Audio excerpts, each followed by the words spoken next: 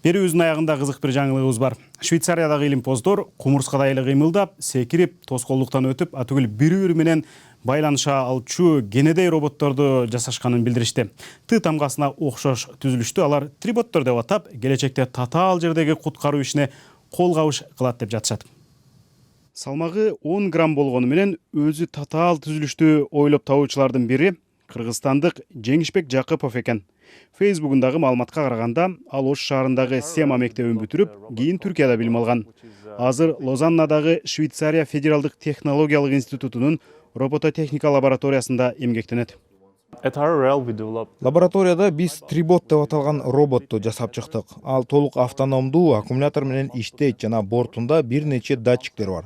Бул алакандай робот өз ара сүйлөшө алат, тоскоолдуктардан өтүп, объекттерди кыймылга келтире алат. Табылга 10 июлда илимий эл аралык Nature журналына жарыяланды. Трибот кадимки эле кумурсканы көрүп, шыктануу менен жаралыптыр. Негизи аларды ээрчип жүрмө, лидер, жумушчу же робот-координатор катары жасап койсо болот.